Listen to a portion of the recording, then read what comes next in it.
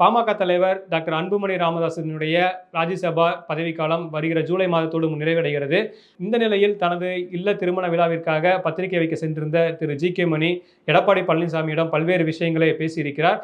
அதில் குறிப்பாக தற்போது உங்களிடம் 62 எம்எல்ஏக்கள் இருக்கிறார்கள், எங்களிடம் 6 எம்எல்ஏக்கள் இருக்கிறார்கள், கிட்டத்தட்ட 68 எம்எல்ஏக்கள் ஒன்றிணைந்தால் உங்களுக்கு எளிதாக 2 எம்பிக்கள் அனுப்புவதற்கான ஒரு வாய்ப்புகள் இருக்கிறது.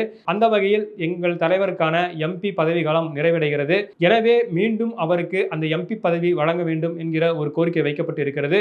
இன்னும் சொல்ல போனால் பாமகவின் நிறுவனரான திரு டாக்டர் ராமதாஸ் கடந்த நாடாளுமன்ற தேர்தலில் எங்களுடைய கூட்டணி தவறாக வைத்துவிட்டோம், இனி வரும் காலங்களில் அதுபோல் இருக்காது என்கிற ஒரு செய்தியை தொடர்ந்து சொல்லிக் கொண்டு வருகிறார். அந்த செய்தியையும் எடப்பாடி சந்திப்பில் ஜி.கே. மணி பேசியிருக்கிறார். அதாவது 2024 என்பது நாடாளுமன்றத்திற்கான தேர்தல். அந்த தேர்தலில் பாஜகவோடு நாங்கள் கூட்டணி அமைத்து விட்டோம். ஆனால் வருகிற 2026 தேர்தலோ சட்டமன்ற தேர்தல் இங்கு நமக்கான தேர்தல். அந்த தேர்தலில் உங்களோடு கூட்டணிக்கு நாங்கள் இருப்போம் என்கிற ஒரு செய்தியையும் சொல்லி வந்திருக்கிறார்கள்.